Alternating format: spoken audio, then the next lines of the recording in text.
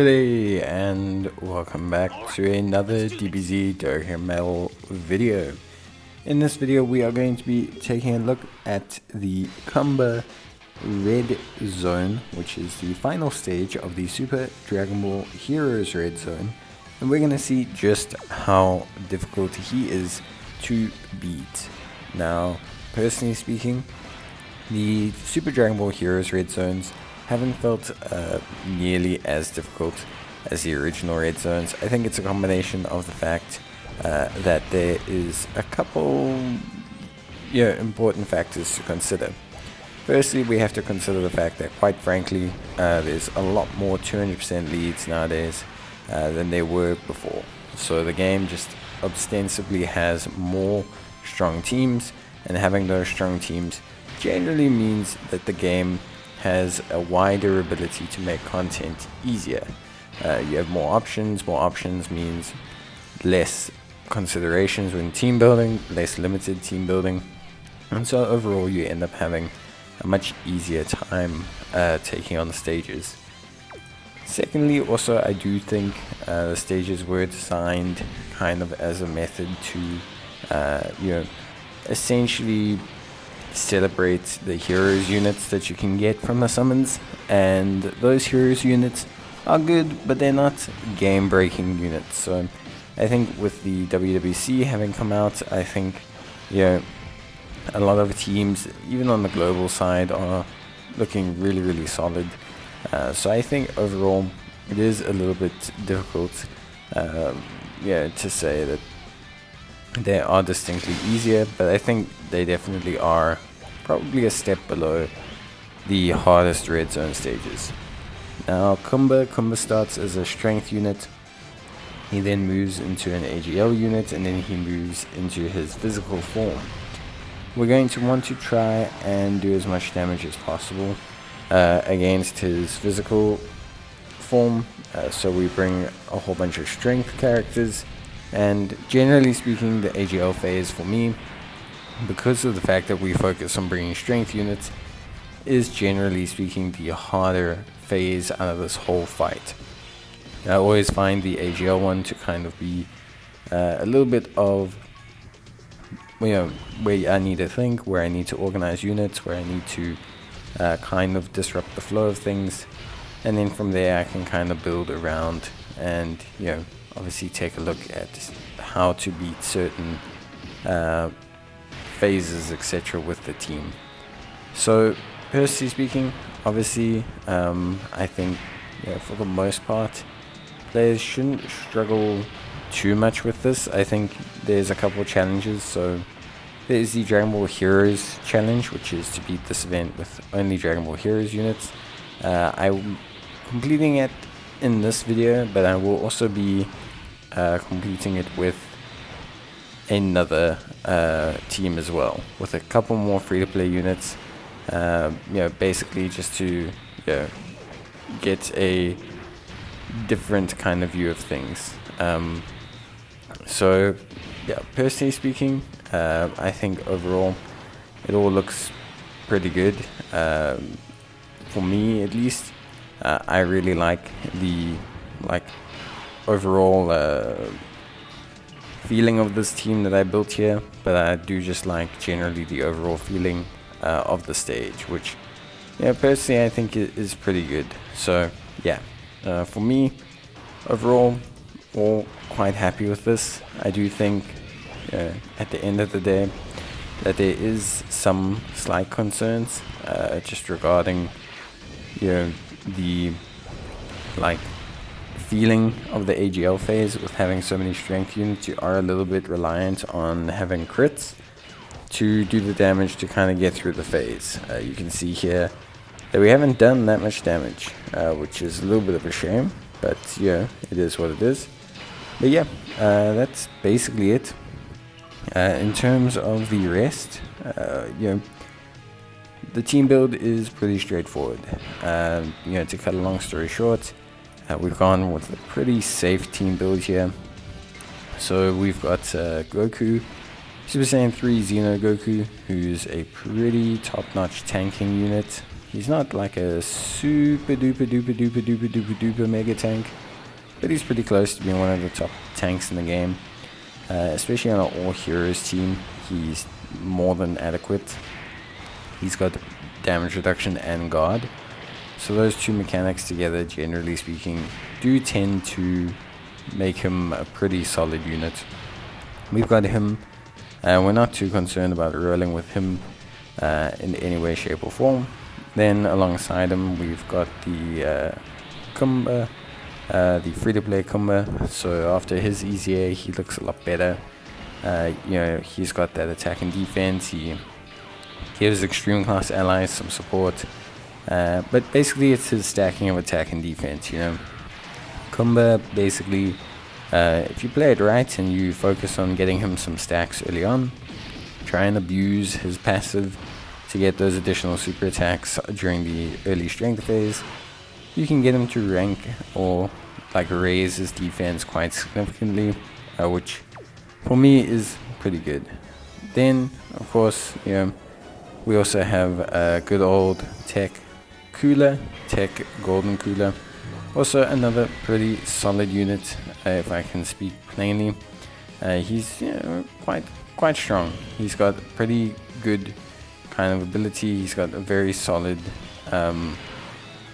kit to work with. He's got that damage reduction that he builds up with each attack, 10% to 20% to 30%.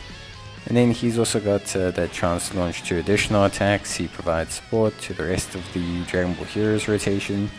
He's just a very solid unit. I think Golden Cooler is great. He does help us a lot with this phase here, where we are basically taking on this whole kind of like situation, if you know what I mean, with the AGL situation. Golden Cooler helps quite a bit. His ability to basically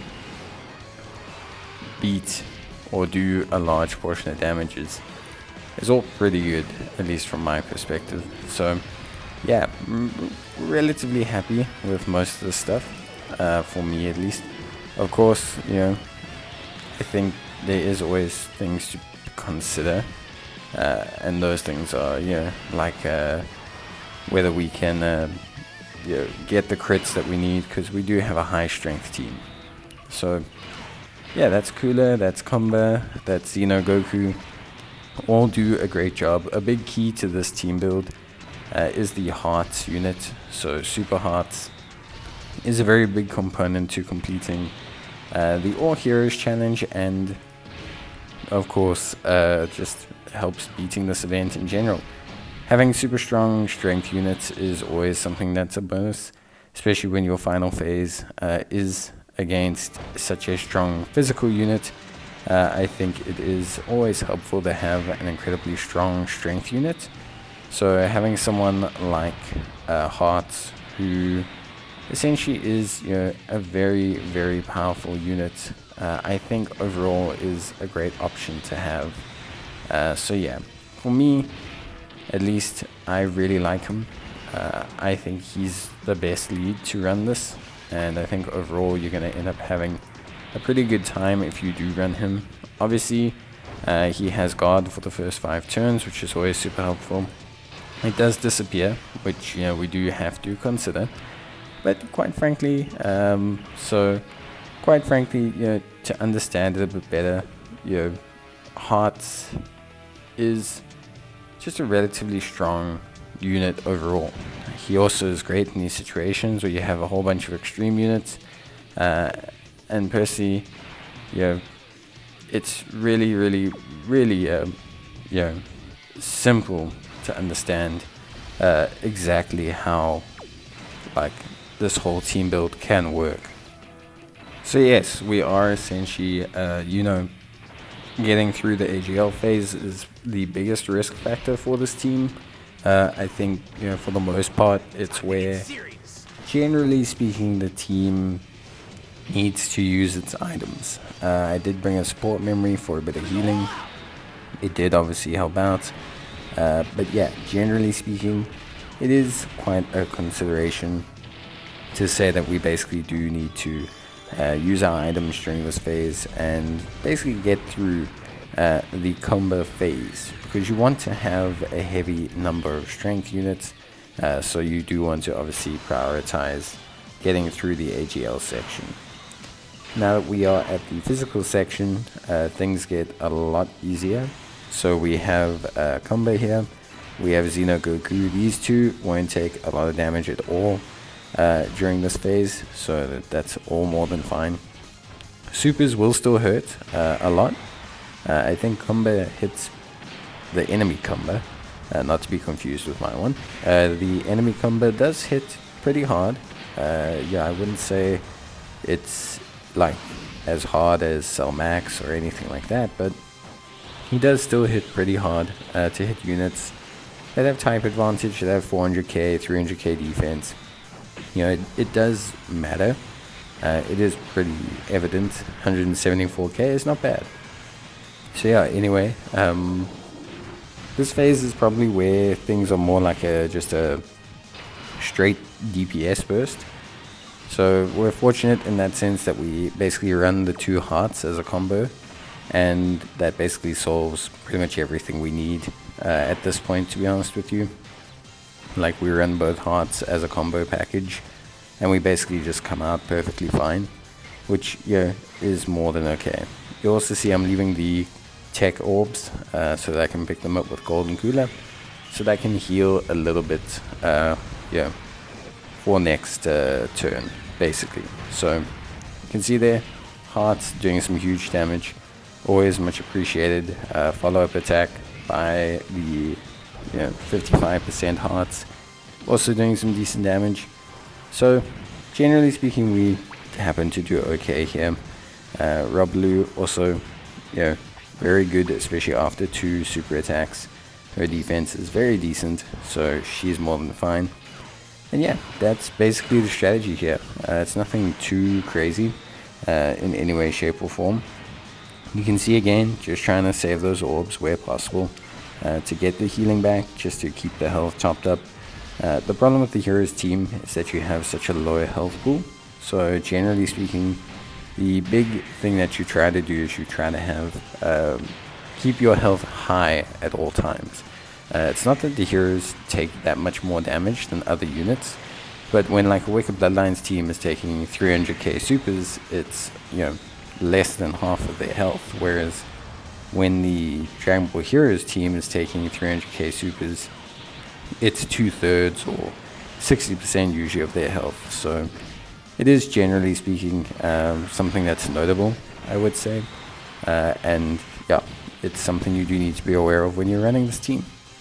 But that's basically it. Everything is sorted, so of course I will see you guys in the next video. So I'd love to hear what team build you guys went with. We'll be doing a second video on how to beat it with a bit more of a free-to-play friendly team. Change out 1 or 2 more units just to make it a little bit more accessible. But yeah, that's basically it. And of course, I will see you guys in the next video. So until then, take care, stay safe, and I'll see you guys next time. But as always, I hope you enjoy the video. Bye.